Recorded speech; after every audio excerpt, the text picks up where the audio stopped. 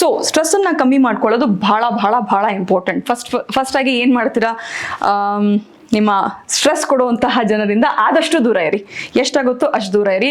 ಈ ನ್ಯೂಸ್ ನೋಡೋದು, ಜಗಳ ಆಡೋದು, ಅಥವಾ ಗಾಸಿಪ್ಸು, ನೆಗೆಟಿವ್ ಥಿಂಗ್ಸ್ ಕೇಳೋದು, ಅಥವಾ ಅಂಥವ್ರು ಮಾತಾಡೋದು, ಯಾರು ಮಾತಾಡ್ತಿರ್ತಾರೆ ಅವರಿಂದ ದೂರ ಇರೋದು ಕೂಡ ಮಾಡಬೇಕು. ಆ್ಯಂಡ್ ದೆನ್ ಟೆನ್ಷನ್, ಆದಷ್ಟು ಸಾಧ್ಯವಾದಷ್ಟು ಟೆನ್ಷನ್ನ ಕಮ್ಮಿ ಮಾಡ್ಕೊಳ್ಳಿ.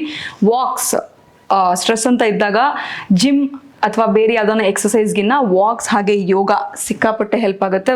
ವಾಕ್ ನೇಚರಲ್ಲಿ, ಮನೇಲೇ ಟ್ರೆಡ್ಮಿಲ್ ಮಾಡೋದಲ್ಲ, ಹೊರಗಡೆ ಹೋಗಬೇಕು, ಫ್ರೆಶ್ ಗಾಳಿ ಹಾಗೆ ಗಿಡ ಮರಗಳು ಇರುವಂತಹ ಕಡೆ ವಾಕಿಗೆ ಹೋದರೆ ಖಂಡಿತವಾಗ್ಲೂ ಸ್ಟ್ರೆಸ್ ಕಮ್ಮಿ ಆಗೋಕ್ಕೆ ಶುರು ಆಗುತ್ತೆ. ಸ್ಟ್ರೆಸ್ ಮತ್ತು ಸ್ಲೀಪ್ ಎರಡು ಇಂಟರ್ಲಿಂಕ್ಡ್. ಸ್ಟ್ರೆಸ್ ಇದ್ದರೆ ನಿದ್ದೆ ಬರಲ್ಲ, ನಿದ್ದೆ ಬರ್ತಾ ಇಲ್ಲ ಅಂದರೆ ಸ್ಟ್ರೆಸ್ ಆಗುತ್ತೆ. ಹಾಗಾಗಿ ನಿದ್ದೆ ಚೆನ್ನಾಗಿ ಮಾಡೋದ್ರಿಂದನೂ ಕೂಡ ನಿಮ್ಮ ಸ್ಟ್ರೆಸ್ ಕಮ್ಮಿ ಆಗೋಕ್ಕೆ ಶುರು ಆಗುತ್ತೆ. ಮೆಡಿಟೇಷನ್ ಬಹಳ ಇಂಪಾರ್ಟೆಂಟ್, ಯೋಗ ಬಹಳ ಇಂಪಾರ್ಟೆಂಟ್. ಬುಕ್ಸ್ ಕೂಡ ಇಲ್ಲಿ ಓದ್ಬೋದು. ಹಾಗೆ ಕೆಲವೊಂದು ಮ್ಯೂಸಿಕ್ಸ್, ಮೆಡಿಟೇಷನಲ್ ಮ್ಯೂಸಿಕ್ಸ್ ಇರ್ಬೋದು, ಅಥವಾ ನಿಮ್ಗೆ ರಿಲ್ಯಾಕ್ಸ್ ಆಗುವಂತಹ ಮ್ಯೂಸಿಕ್ನ ಕೇಳಿ ಸ್ಟ್ರೆಸ್ಸನ್ನು ಕಮ್ಮಿ ಮಾಡ್ಕೊಳ್ಳಿ. ಬಿಕಾಸ್ ಕಾರ್ಟಿಸಾಲ್ ಇದ್ದಾಗ ಫ್ಯಾಟ್ ಬರ್ನಿಂಗ್ ಪ್ರೊಸೆಸ್ ಆಗೋದೇ ಇಲ್ಲ.